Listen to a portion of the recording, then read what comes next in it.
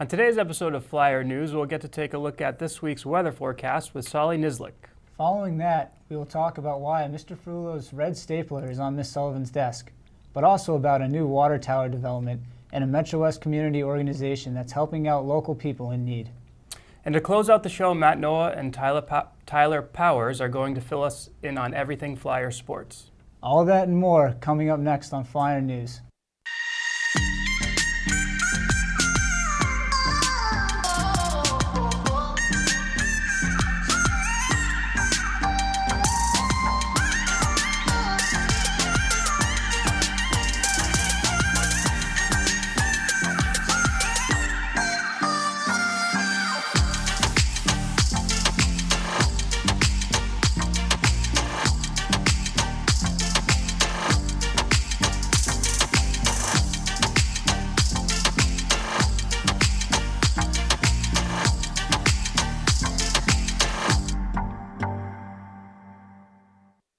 Good morning, FHS. Welcome back to Flyer News. I'm Brendan, though we couldn't find anyone else to do this, so this is a last resort for Ferullo. And I'm Stuart. They had to pay me to work with this guy, Mackenzie. Today is day 7 with periods running CBGFE. Later in the program, we'll examine the recent Twitter poll results for the survey question, who looks more like Ethan Hawke, Mr. Mackenzie, or Ethan Hawke? The latest poll shows I'm in the lead. Indeed they do, and I must say, when you were my mentee a few years ago, the resemblance was uncanny, especially when we were reenacting scenes from training day in C210. Anyways, while I have you here, Stu, I would like to formally apologize for what will surely be a delayed Christmas present. A stocking full of coal is hard to import these days, with the move to renewable energies. I blame global warming for that. I appreciate that, Mr. Ferrell. You know, I always wanted coal for Christmas. And tarantula. Those bad Jacksons are cool. Anyways, let's send it over to Solly Nislik with this weekend's weather forecast. Happy Friday. We only have one more week before break, but first let's get right into the weekend. Starting things off today, it's freezing. It's about 14 degrees right now arriving to school. Luckily, it should jump up to 28 in the afternoon, which is still pretty cold, but not as bad as it is right now. It's going to be mostly cloudy for the day, and I don't think we'll see the sun too much. However, that should change tomorrow, as it seems like we're going to have clear skies all day with a high of 34 and a low of 15. Sunday, it looks to be the same thing. It's going to be high of 31, a low of 23. Looks like we may have some rain. Quickly looking into next week, it's going to be sunny on Monday with a high of 36 and a low of 31. And on Tuesday, we're going to have a high of 41, a low of 31 with some rain and some clouds. That's it for this week's forecast. Be sure to tune back in on Monday. For Flyer News, I'm Solly Nislik. Let's get back to the desk. Half of Framingham's water pressure comes from one single water tank located on Indian Head Heights, and it was built nearly 80 years ago in 1939. This tank is set to be demolished, but don't worry, your water pressure isn't just going to disappear because of this change. A new water tank is set to replace the old one, and Flyer News reporters got an inside look at the construction. Water. That is the fate that was nearly avoided with the construction of new water towers and the replacement of the old one.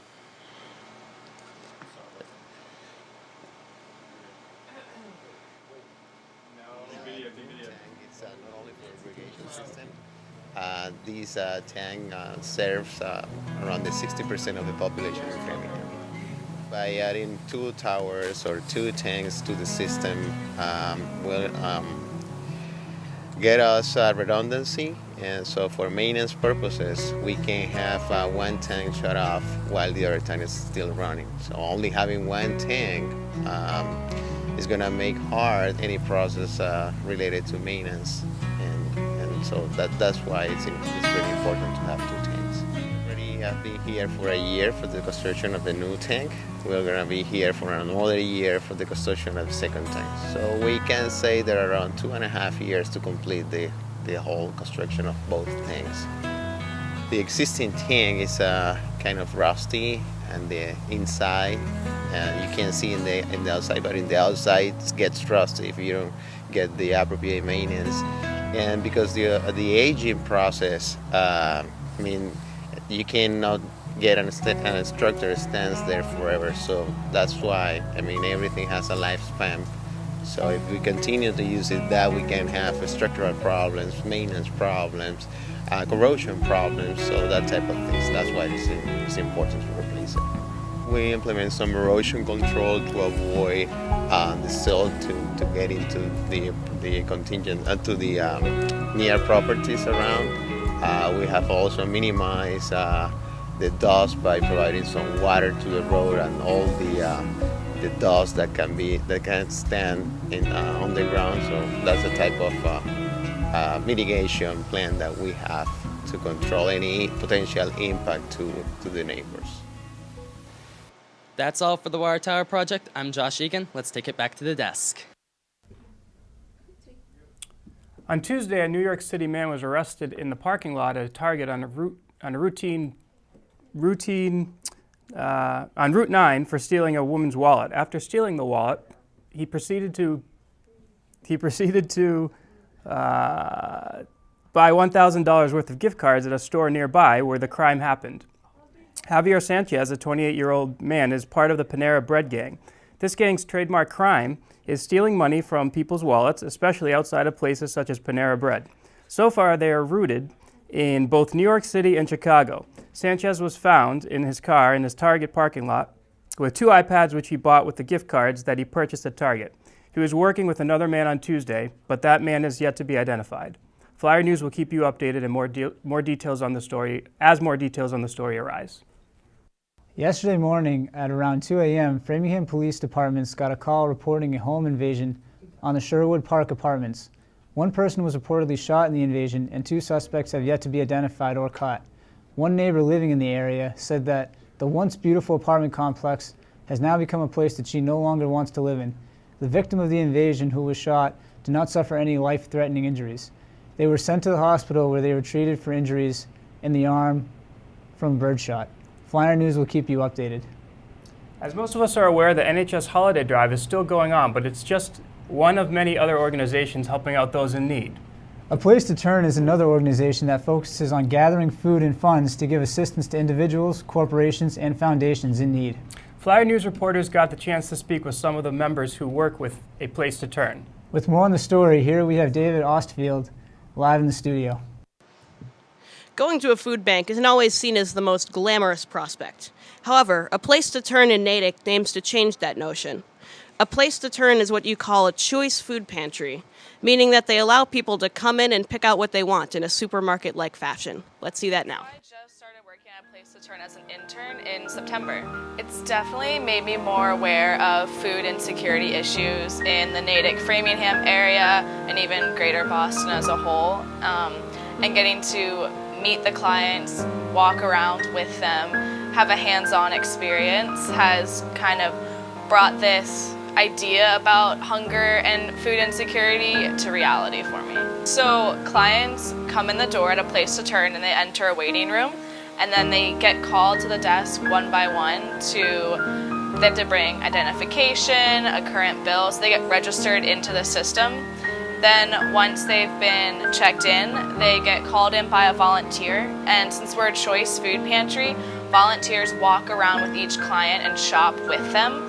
So they then come in and get to choose from vegetables and side dishes, and they get told how many options they can take and either take it or leave it if they want it or don't want it. So they go through the whole process. They get dairy options, frozen options, extra snacks for families, bread, obviously non-perishable goods too. And then at the end, if they want to, they can go upstairs because we have a clothing area upstairs, which is completely donation based, and they can pick out some items for their family members after they get their groceries. Yeah, so we usually help between 15 and 25 clients, but that client can then be shopping for a family of 7 or even for themselves. So in 2016, we helped almost 12,000 people. Yeah, so there's several ways. One is holding a food drive, bringing, either at a school or a church or synagogue, getting their friends to donate food here, and even just individual donations. Every little bit counts. We put it on the shelf right away. And then another great thing that they could do is come here and volunteer and see what the place is like, get a picture for it in their mind, help us sort food and stock the shelves. So there's a variety of ways you can help out.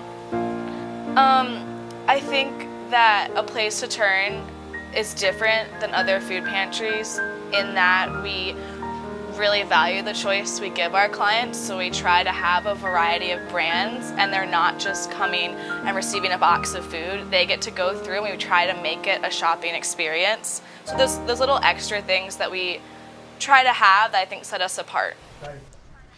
Live from the studio, I'm David Osfeld. Let's send it back to the desk. Now it's time for some sports updates. By the way, Mr. Ferrell, did you know how much I love sports? I do. In fact, you were quite the runner, as I recall. I never saw someone run so fast away from a check when it came in a restaurant. Sorry about that, Mr. Ferrell, but I could tell you were about to tell another bad joke, and I think one more just might have killed me. No worries, as it turns out I did tell another bad joke, and it was so bad that everyone in the restaurant ran out too, including the waiter. So I just walked out. Anyways, we have Matt Noah and Tyler Powers to fill us in on the latest updates in school sports. Good morning, FHS, and welcome back to Sports Update. your weekly recap of everything Flyer sports. I'm Tyler Powers. And I'm Matt Noah. It snowed, and guess what? The winter teams are feeling the ice. I don't know whether that's good or bad, but they're starting to heat up their seasons, and we can't wait. That's right, because it's getting hot in here. So let's go.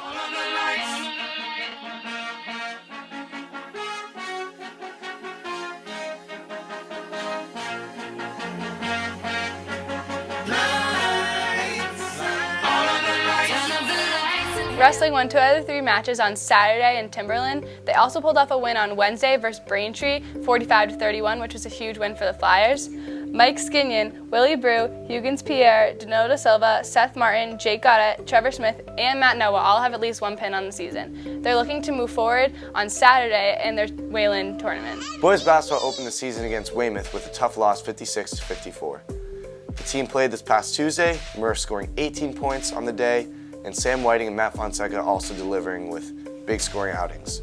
The team looks forward to learning from the loss as there is much work to get done, and the team will play today versus Milton in Milton, and from there we look forward to getting better and having a great season. Girls hockey lost their first game 7-6 to Stoughton. Ava Lopez was the best player on the ice for either team. The girls on Wednesday made an amazing comeback when they went into the third period down 6-0. They scored 5 goals with a final score of 7-5, Norwood coming out on top. Their next game is on Saturday at 3 p.m. versus Milton. Make sure to pack the barn. Boys hockey started off the season 0-2 following a tough 3-2 loss versus Natick. Goals were from Mike Tersoni and Will Tersquita, and freshman Jared Shimei played really good. They also had a tough loss to Hingham, which was 6-0. But the defending D1 South State champs are moving on fresh with their next game versus Braintree on the 20th with a time to be determined. That wraps up this edition of Sports Update. That's right, and we got some pretty exciting games heading right for you this weekend, so make sure to stop by if you get a chance. And also, our Flyers Athlete of the Week for Sports Update right here is Jack Murphy, who dropped 18 in his team's home opener versus Weymouth. That wraps up it for us. I'm Matt Noah. And I'm Tyler Powers. Let's send it back to the desk. Now it's that time of the show where we pledge our allegiance to the flag. And today we have Matt and Solly in the studio to lead us.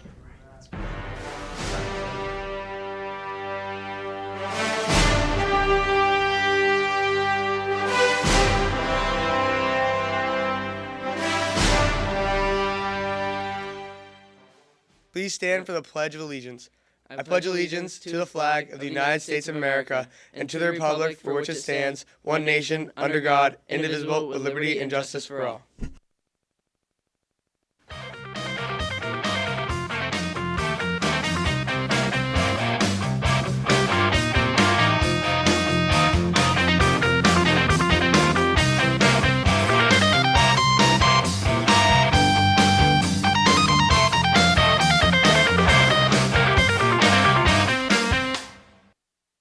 Good morning, FHS. Today's Friday, December 15th, a day 7 with peers running CBGFE. Key Club has a bake sale after school today in the front lobby. Girls basketball has their home opener tonight at 6:30 p.m. in the front gym, and they're dedicating their game to Devon, so come out and support. Next Monday, Video Game Club is in E201, and they will have a holiday tournament. The game will be Super Mario, and it will be $5 to play, and there will be pizza and prizes. That's it for me. More announcements.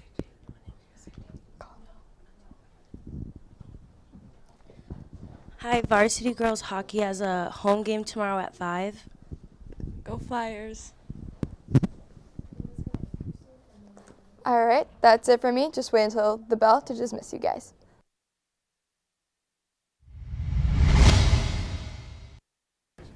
That's all for this episode of Flyer News. You can watch this broadcast again at 5 o'clock and 7 o'clock on Channels 8 on Comcast and Channel 15 on RCN and 41 on Verizon Fios. Or you can watch this and other episodes under the FEC TV tab on the school's website. Apologies to Matt Damon, we ran out of time.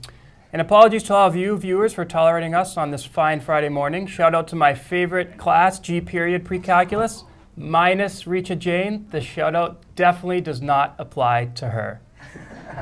We can solve them if you just give me some time. I can open up your mind if you let it shine.